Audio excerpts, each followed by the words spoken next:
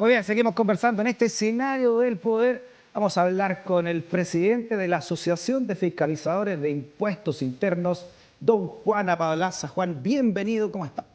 Muchas gracias, Freddy. Muy bien. ¿Cómo están los impuestos internos? Estamos esperando, Ya. esperando qué va a pasar con la votación del domingo. Estamos esperando también hacer una propuesta importante al país y a los candidatos en torno a una futura reforma tributaria al sistema tributario. Así que hay harta ¿Se expectativa. han juntado con ambos candidatos? Porque ambos dicen que el nuevo director de Impuestos Internos, Fernando Barraza, que fue ratificado en agosto nuevamente por Sebastián Piñera, de que 4 años más, pero parece que podría tener corta vida, ¿no? Según lo que han dicho ambos candidatos. Claro, claro. Bueno, el candidato Kast ha dicho en su programa que le pediría la renuncia al fiscal Abbott y al director del Servicio de Impuestos Internos. ¿Ya? Y por otro lado, el candidato Boric ha dicho que en su programa de reforma tributaria, evidentemente que lo mismo que pasó el 2014, traería ¿cierto? a un nuevo líder Claro. al servicio. Con otro tipo de transparencia. Estamos viendo a Fernando Barraza. ¿Qué es lo que han hablado ustedes con la convención? ¿O han sido citados o han con alguna comisión al menos para explicar cómo debiera ser también todo esto? Sí, mira, a través de la red de justicia fiscal que se creó hace muy poco, donde participa Michel Jorrat, Ricardo Marner, la Asociación de Impuestos Internos Nacional y AFICH también, ¿Ya? presentamos una minuta con principios básicos que debieran ir en la Constitución. Pedimos horas a los constituyentes, pero había tantas horas que al final del día nos dijeron que no podían atendernos, pero sin embargo vamos a ir Ya. con los constituyentes de a uno explicándoles. Sí, porque es muy interesante cómo ustedes le pueden, desde la Asociación de Fiscalizadores, qué cambios tendríamos que tener, ¿no? Para Bueno, que realmente se pagaran o sea, al menos se recolectaran los impuestos como corresponde. Claro, hay varias cosas que se pueden ir en la Constitución, pero hay uno, Freddy, Ya. que es básico, ¿Cuál? que tiene que ver con el levantamiento del secreto tributario, ¿ya? Ya. Establecido no solo por la OCDE, sino por todo el mundo, y que fuera la Constitución sería maravilloso, porque eso nos permitiría trabajar muy bien y evitar casos como los que hoy día Explícalo se en conocen. sencillo, porque lo conversamos la última vez que estuviste, Juan, pero es muy clave, ¿no? Sí. La opacidad que hay respecto de los secretos bancarios. Bueno, y yo financieros. como fiscalizador, ¿cierto? Un colega, no puedes pedir inmediatamente a un contribuyente de altos patrimonios, ¿Ya? ¿cierto? Que traiga las cuentas bancarias para ver el flujo de dinero en su cuenta bancaria, ¿ya? Entonces yo no sé si esa persona sacó de la cuenta bancaria, no sé, $1 millón, como lo están haciendo hoy día el grandes patrimonios, y si sale de ahí yo le podría decir, bueno, ¿y esto dinero a dónde se fue? ¿Esto pagó impuestos? ¿No pagó? ¿En qué se va a invertir? Etcétera. Sino que hoy día hay que hacerlo a través de los tribunales de justicia, una situación que es bastante engorrosa. El levantar el secreto tributario para efectos de fiscalización significa que yo podría solicitar esas cuentas corrientes inmediatamente y ver, Ya. ¿cierto?, que justifique los dineros que han salido o los que han entrado, ¿no? Porque si me llega una remesa de $2 millones de afuera, Exacto. Bueno. O al menos para ciertos montos, porque tú dices que esto se hace en otras democracias. sí, claro. Es mucho más fluido. De hecho, la OCDE, que Ya. ampara todo en el tema tributario, en lo que hacen los países en Latinoamérica y en Europa, claramente ha establecido que el secreto tributario debe levantarse. Es más, hay un acuerdo con Estados Unidos, Ya. ¿ya?, sobre convenios para evitar la doble tributación que Estados Unidos no ha querido firmar. ¿Sabes por qué? ¿Ya? Porque Chile no ha levantado el secreto bancario, ¿ya? Ah. Chile dice, sí, lo hemos levantado, hay que pedirle permiso a los tribunales. Ya. Estados Unidos, igual que la OCDE, ha dicho, no, el levantamiento mira. secreto debe ser correcto, sin mediar ¿cómo se llama?, Oye, los Juan, tribunales. Pero tanto que se habla de combatir el narcotráfico, esta es la piedra angular del combate al narcotráfico. Imagínate la cantidad de lavado de dinero que podría descubrirse si esto fuera mucho más fluido, ¿no? Bueno, tú sabes que el último estudio que hace la Tiendat para América dice que de Chile se fugan casi 3,5 puntos del PIB. Estamos hablando de algo de 13 mil millones de dólares que se van desde Chile hacia afuera, generalmente paraísos fiscales, ¿ya? Esto es narcotráfico, esto es evasión, elusión, que se van, ¿cierto?, sin pagar ni un solo peso desde Chile. La última vez que estuviste acá, Juan, hablábamos de una declaración tuya cuando decía nosotros no queremos ser cómplices de lo que está haciendo el Servicio de Impuestos Internos, al no querer perseverar en algunas causas, ¿no? Y en este también grado de entre comillas, poca justicia o injusticia también que tú veías que se estaban cometiendo Claro. con los impuestos y el cobro de ellos en Chile, ¿no? Sí. Sí, lo decíamos a propósito del caso Dominga, donde estaba comprometida la familia del actual presidente. Y a propósito también, ¿cierto?, de la fiscalización que se debiera hacer a este estudio que hizo CIPER, ¿cierto?, con Sí. la BOT, de muchas personas naturales en Chile que han llevado sus dineros a paraísos fiscales, Claro. y sin avisar a nadie. Paraísos que fueron destapados en esto llamado, primero Panama Papers y luego Pandora Papers, ¿no?, que tiene que ver con el caso Dominga. Exacto. Y con este titular, ¿no?, para que también hablemos de lo que usted señala, Juan, que señala entonces que sin querellas ni denuncias, ¿no?, el balance del Servicio de Impuestos Internos, las masivas filtraciones de sociedades en paraísos fiscales entre 2016 y 2021, dice que la subdirección jurídica de esta entidad de fiscalización informó que, comillas, en los casos Panama Papers, la lista Falciani y Pandora Papers no existen ningún tipo de acciones penales, ¿no?, querellas o denuncias por delitos tributarios. Por lo tanto, no existen infracciones o delitos tributarios detectados. ¿Qué significa esto en sencillo? Dos cosas. Si el titular de la tercera es textual a lo que dijo la autoridad del Servicio de Impuestos Internos, esto es gravísimo. ¿Ya? Ya. ¿Por qué? Porque el Servicio de Impuestos Internos tiene que primero fiscalizar, revisar las cuentas. ¿Ya? Entiendo yo, me he comunicado con autoridad del Servicio de Impuestos Internos, que todavía esto está en estudio, está en revisión, está en fiscalización. Claro. Efectivamente, se está trabajando en conjunto con un organismo internacional, con una red de administraciones tributarias de todo el mundo, que intervienen en esto para ver, ¿cierto?, si estos dineros en paraísos fiscales han pagado o no han pagado los impuestos que corresponden. Ya. Acá en el caso de Chile se está investigando, se está revisando, ¿cierto?, estos datos, estas personas naturales que suman entre personas naturales y empresas, son 85% solamente son personas naturales.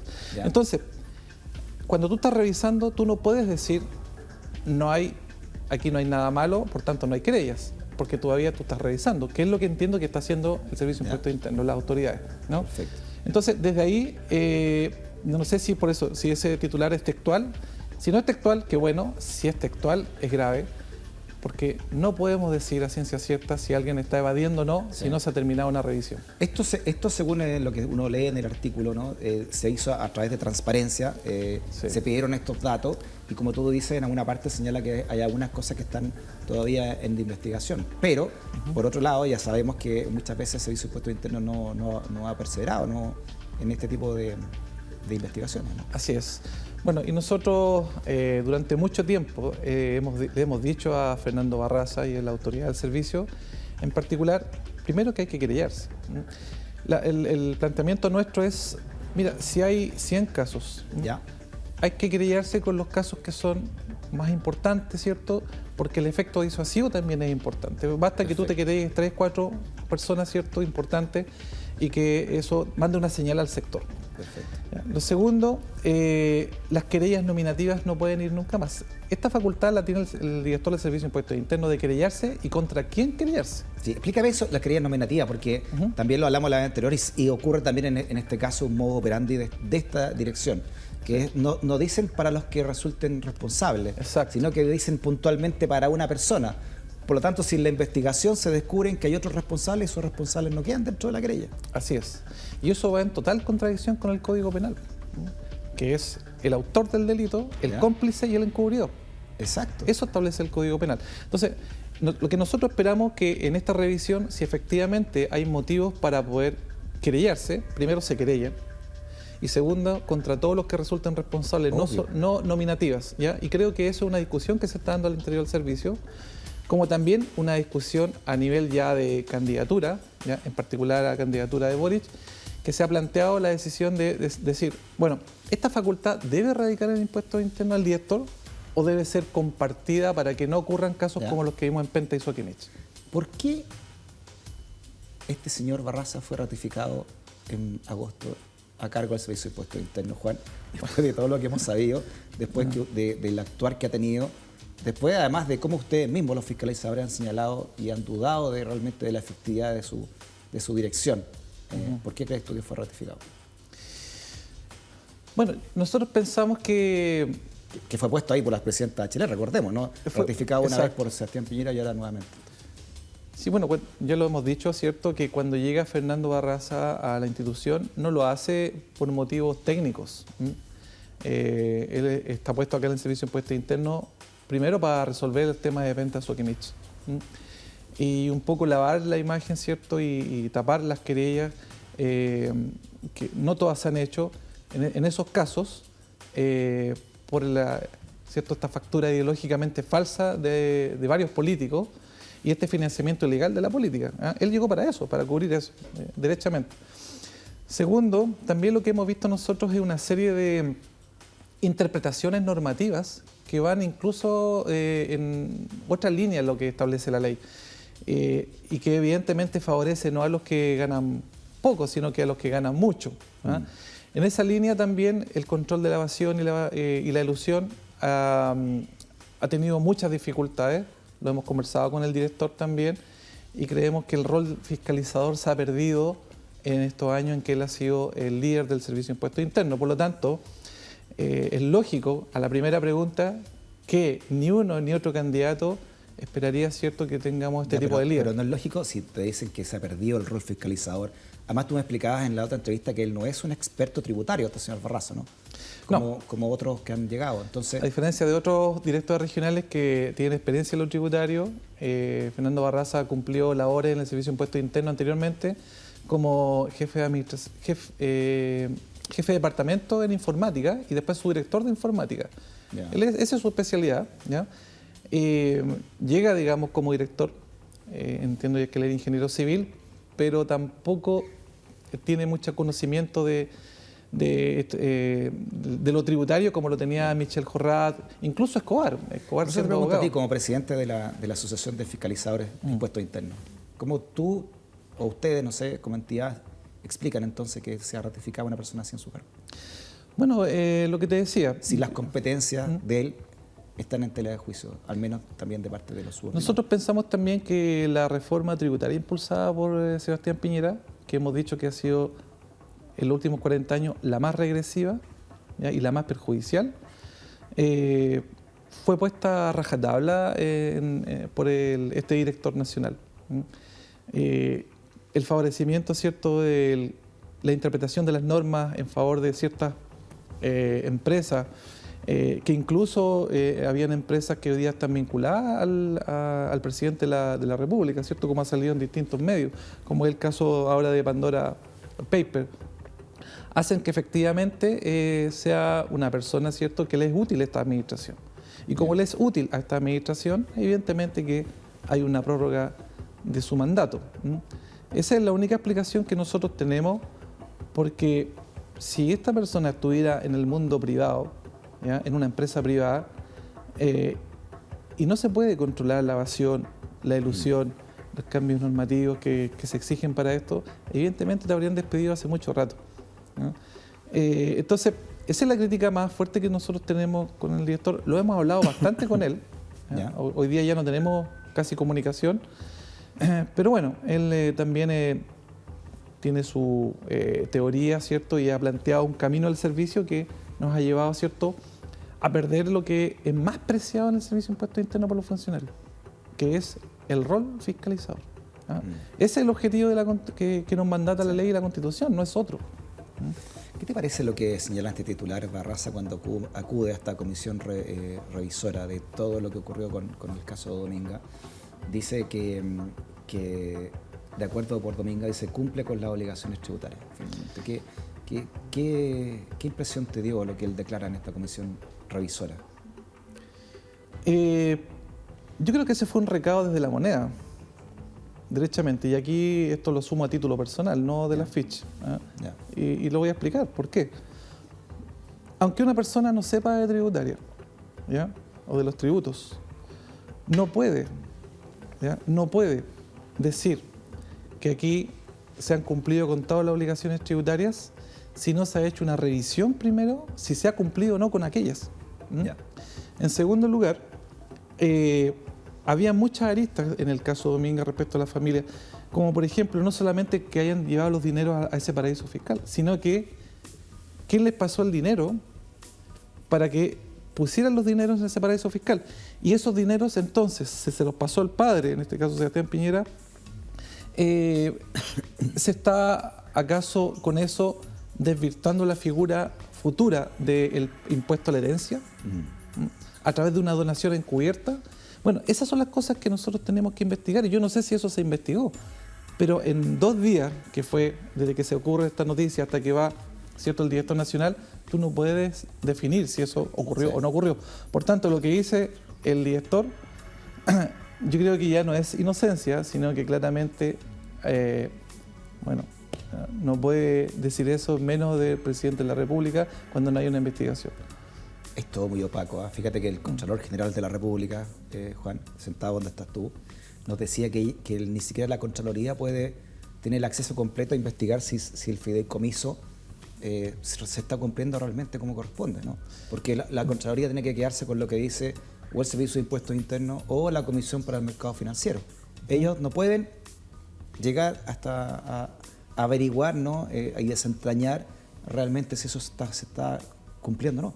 Claro, por eso que a los mismos constituyentes y a los candidatos presidenciales les hemos dicho claramente que la transparencia que debe haber en esta información debe ser también radicada en la ley, ¿cierto?, que permita después descubrir, ¿cierto?, o estudiar si se hicieron bien las investigaciones o no se hicieron bien. La Contraloría General de la República es el encargado de velar por esto también. Si no tiene las facultades, porque esas facultades son prioritarias del Servicio de Impuestos Internos, entonces eso hay que cambiarlo, ¿no? Yeah. Nosotros hemos pedido reuniones efectivamente con los comandos de Boric, ¿no?, y del candidato Boric, y también con el comando, ¿cierto?, tributario del candidato Kast. Candidato Kast, el comando ha dicho no por ahora, ¿ya?, no por ahora. Queremos escucharlo porque nos preocupa mucho lo que se habla ahí, de todo en general, pero sobre todo de la parte tributaria, ¿ya? No así en el comando de Gabriel Boric, que sí hemos tenido reuniones, ¿cierto?, y hemos intercambiado opiniones bastante valiosas. Claro, hasta qué punto también se pregunta uno si cuánto realmente le conviene a Kast que se analicen los paraísos fiscales, ¿o no? O sea, hoy día si yo hago tipo de tributo, ¿no? Claro, si yo hago un comparativo, por ejemplo, solo en el área tributaria, porque ya el tema de lo que sale ahí de la mujer y la violencia inusitada que aparece en ese programa me parece escandaloso, pero en términos tributarios, cuando Kast dice, por ejemplo, vamos a bajar el impuesto de primera categoría a 17%, ¿ya? No sé si eso lo habrán cambiado, porque como lo cambian cada 2 o 3 días, eso es engañar a la gente. ¿Qué significa bajar el impuesto de primera categoría? Mira, te voy a explicar para que la gente entienda. ¿Ya? Bajar el impuesto de primera categoría de las empresas a un 17%, ¿ya?, o bajar todos los impuestos, quizás la gente en primera instancia podría decir, oye, qué bueno, nos van a bajar los impuestos. Pero la pregunta de la gente debiera ser, ¿y si hay menos dinero en el Estado? ¿A cambio de qué? ¿Quién va a pagar cuando yo vaya, ¿cierto?, por FONASA, o el tema de educación, o el tema de jubilación? ¿Quién va a pagar eso? Lo va a pagar la misma gente, va a pagar más de su bolsillo, ¿ya? Segundo, que bajen el impuesto de primera categoría a la empresa a un 17% significa que la gente natural que no tiene empresa, ¿ya?, y que paga IVA o impuesto al trabajo por un contrato de trabajo, va a seguir pagando mucho más que lo que pagan las empresas. ¿Por qué? Porque hoy día la tasa real, la tasa efectiva de las 5 empresas más grandes en Chile no pagan más de un 3,5% de impuesto a la empresa. Ah, sí, la tasa real. ¿Cómo eso? ¿Cómo eso? Tú tienes una tasa hoy día de un 25 y un 27% de impuestos. ¿Ya? Eso es lo que, o sea, la empresa gana 100 pesos al año, va a tener que pagar 27 pesos de impuestos, ¿sí? ¿Ya? Pero si esa empresa tiene distintos beneficios, ¿ya?, le damos un beneficio por aquí, por allá, por acá, estoy explicando esto muy... Sí, no, pero está muy bien explicado. Con pera y manzana, sí, ¿ya? Entonces, en vez de pagar 27, tienes un beneficio, ok, pago 22, otro beneficio, pago 20, ¿Ya? ¿ya? Postergo por acá, estoy pagando 15.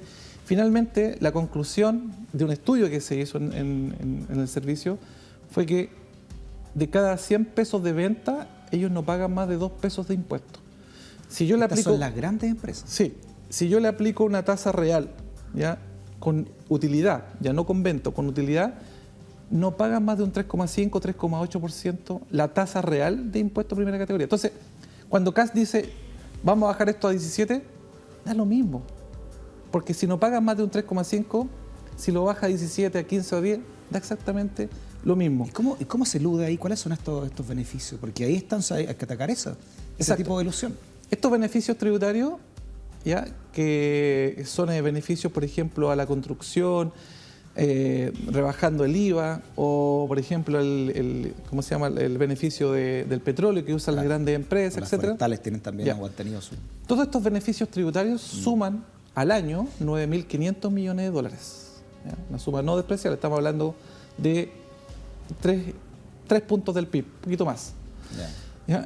Lo que se dice entonces y lo que hemos propuesto nosotros también, primero que este gasto tributario, estos beneficios se reduzcan a la mitad, a lo menos a la mitad. Ya tendrías 4.500 millones de dólares disponibles. Segundo, que estos beneficios tributarios, el 80% se lo llevan solo las grandes empresas y el 20% las pymes. El 80% son para las grandes empresas. Cuando hablamos de grandes empresas, ¿de qué estamos hablando? Estamos hablando de empresas que generan ventas de más de 100.000 UF al año. O sea, grandes empresas, Frey. A ver, para graficarlo. ¿Ya? En Chile existen oficiales más de 1.200.000 empresas. 1.200.000 empresas. Grandes empresas hay 1.000. De ese 1.200.000 hay 1.200.000 1.000 grandes empresas. Exacto. Y esos son los que menos pagan en términos de eso se llevan el 80% de estos beneficios tributarios. Entonces, hay que emparejar la cancha. Y segundo, hay incentivos que ya no tienen sentido, que se hicieron hace años atrás para incentivar ciertos giros. Y creemos nosotros que hoy día hay que incentivar y fomentar energías limpias, el ecosistema, y cualquier persona que tenga proyectos de ese tipo, ¿Ya? Ahí hay que enfocarse. Oye, a las micro y las pequeñas empresas también.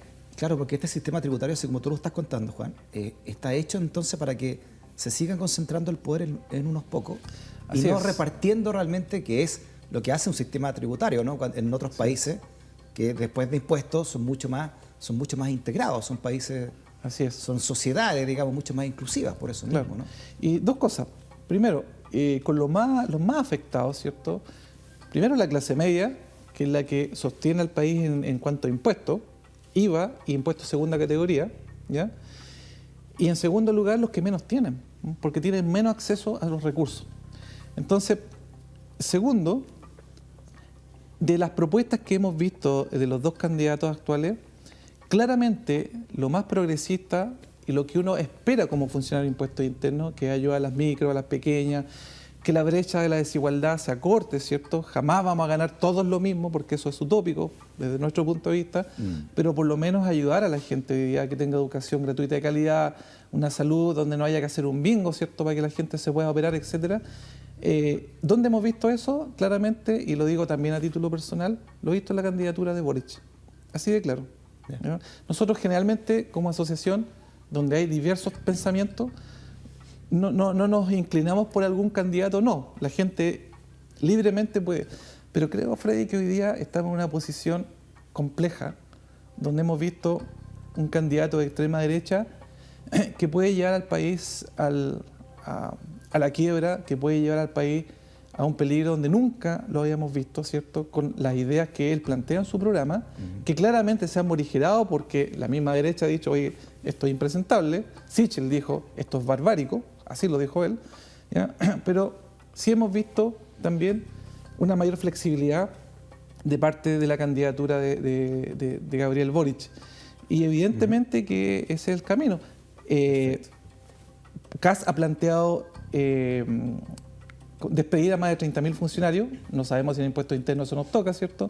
Ha decidido bajar los sueldos, eso le va a impactar directamente a los funcionarios de impuestos internos, y lo quiero decir en este programa, que lo van a ver mis colegas, ¿ya? Y vamos a ver si eso va a ser del agrado, porque las reivindicaciones... No, además tú mismo has dicho, ¿no? Además faltan fiscalizadores precisamente para gente. Y falta también una política y no una doctrina barraza, donde realmente los que tienen más, los más poderosos, paguen más impuestos que los que tienen menos, ¿no? Tú decías cómo es posible que el IVA sea una de la tasa mayor de recaudación de todos los impuestos, ¿no? Tú casi un 50% de lo que se recauda en Chile, más del 40% es IVA, ¿no? El 52% es IVA. El 52%. 52% IVA. Que el mismo ¿Y tú impuesto sabes? que paga la señora con Luxich por un kilo de pan, el Exactamente. 19%. ¿Y tú sabes quién paga más IVA en Chile, un hombre o una mujer? Las mujeres pagan más impuestos que los hombres. En el caso del IVA, la mujer paga más IVA. Y esas cosas no están en el Código Tributario ni en la Constitución. Y esas son las cosas no puede ser que el impuesto más regresivo sea el que más recauda en una sociedad. No puede ser. Exacto. Y ahí tiene que ver equidad, tiene que ver justicia en esos casos.